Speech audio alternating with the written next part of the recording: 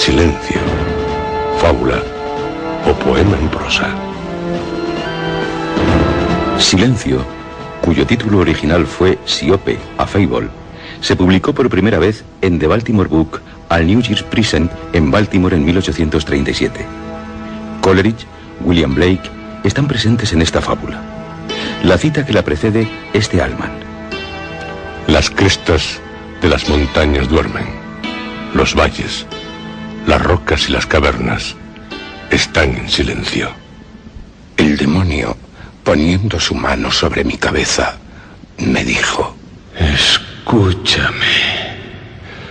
La región de la que hablo es una región lúgubre de Libia, en las orillas del río Zaira. Allá no hay ni reposo ni silencio.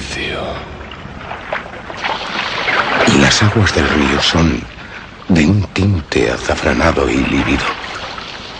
No corren hacia el mar, sino que eternamente se agitan bajo la pupila roja del sol, con un movimiento convulsivo y tumultuoso. De cada lado de aquel río de lecho fangoso se extiende, a una distancia de muchas millas, un pálido desierto de gigantescos nenúfares. Suspiran el uno por el otro en aquella soledad y tienden al cielo sus largos cuellos de espectros e inclinan a uno y a otro lado sus cabezas sempiternas. Y un rumor indistinto se levanta de ellos como el correr del agua subterránea, y suspiran entre sí. Pero se halla una frontera en su imperio, y esa frontera es una selva alta, sombría, horrible. Allí, como las olas alrededor de las Hébridas, los árboles pequeños están en perpetua agitación, y no obstante, no hay viento en el cielo, y los grandes árboles primitivos vacilan eternamente de un lado a otro con un ruido potente. De sus altas copas se filtra gota a gota un eterno rocío, y en sus raíces se retuercen en un inquieto sueño extrañas flores venenosas. Y en lo alto, sobre sus copas, provocando un suave eco, nubes de plomo se precipitan hacia el oeste hasta que, como una catarata, se vierten detrás del muro ardiendo del horizonte. Pero a pesar de ello, no hay viento, y a ambas orillas del río Zaira no existe el silencio ni la calma.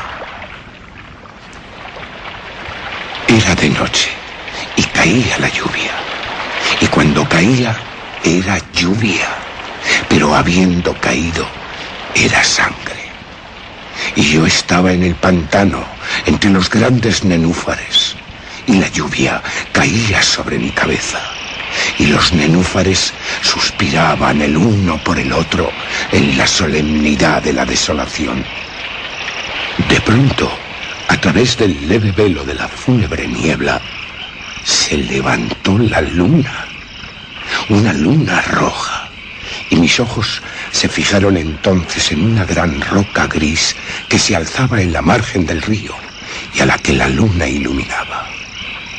La roca era grisácea y siniestra y muy alta. En su frente de piedra había caracteres grabados. Avancé a través del pantano de nenúfares hasta que llegué muy cerca de la orilla para leer los caracteres grabados en la roca, pero no pude descifrarlos. Decidí retroceder. La luna brillaba con un rojo más vivo. Me volví y miré otra vez hacia la roca y detuve la mirada en los caracteres. Pude leer lo que decían: desolación. Y miré hacia arriba, y en la cima de la roca había un hombre. Me oculté entre los nenúfares para espiar sus acciones. El hombre era imponente, desde los hombros hasta los pies se envolvía en la toga de la antigua Roma. El perfil de su persona no era distinguible, pero sus rasgos eran los de una divinidad. Porque, a pesar del manto de la noche y de la niebla y de la luna y del rocío, los rasgos de su rostro fulguraban, irradiaban. Su frente era alta y pensativa, y su mirada estaba azorada por la inquietud. Y en los surcos de su mejilla leí las leyendas de la tristeza, de la fatiga, del asco de la humanidad y de una gran aspiración hacia la soledad.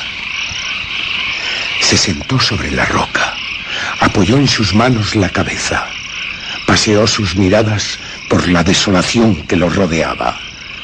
Contempló los arbustos siempre inquietos y los grandes y primitivos árboles.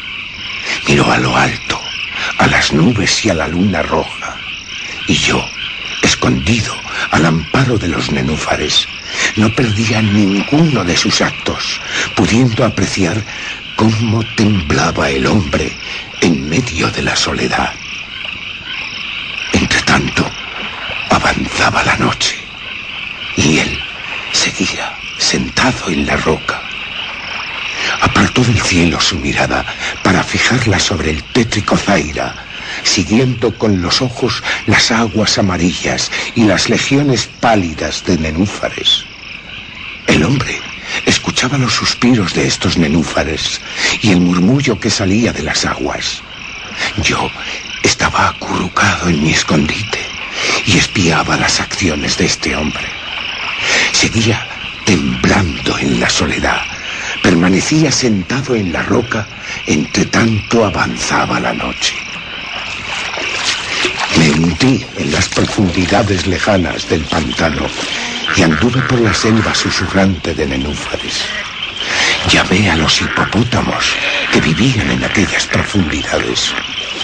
Escucharon mi llamada, viniendo hasta la roca, rugiendo fuerte y pavorosamente bajo la luna. Volví a agazaparme en mi escondite, vigilando al hombre que temblaba en la soledad. Entre tanto la noche avanzaba y él permanecía sentado en la roca.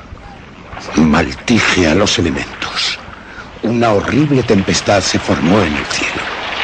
¡Qué extraño!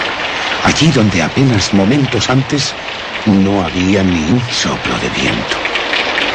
El cielo se puso cárdeno por la violencia de la tempestad. La lluvia azotaba la cabeza del hombre. Las aguas del río se desbordaban. El río torturado se deshacía en espuma. Los nenúfares crujían en sus lechos. La floresta se desmoronaba ante el viento.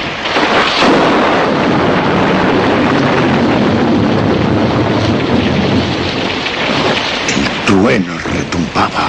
El rayo caía, la roca vacilaba sobre su base. Y yo seguía acurrucado en mi escondite para espiar las acciones del hombre. Y el hombre temblaba en la soledad. Entre tanto la noche avanzaba y él permanecía sentado en la roca. Irritado maldije con la maldición del silencio. Maldije al río y a los nenúfares, al viento y al bosque, al cielo y al trueno, a los suspiros de los nenúfares. Quedaron malditos y se callaron. Cesó la luna en su lenta ruta por el cielo. Expiró el trueno. No centelleó el relámpago. Las nubes colgaron inmóviles. Las aguas volvieron a su lecho, permaneciendo en él. Los árboles cesaron de mecerse, los nenúfares de suspirar. Ni un rumor, ni la sombra de un sonido, ni un sonido en todo aquel gran desierto sin límites. Volví a leer los caracteres grabados en la roca. No eran los mismos. Ahora decían silencio. Mis ojos cayeron sobre el rostro de aquel hombre. Su cara estaba pálida de terror.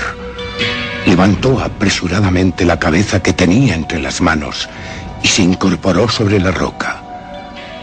Escuchó atentamente, pero no había voz alguna en todo el vasto desierto sin límites, y los caracteres grabados en la roca eran silencio. El hombre se estremeció, volvió la cara y huyó lejos, muy lejos, precipitada, apresuradamente. Yo no le vi más.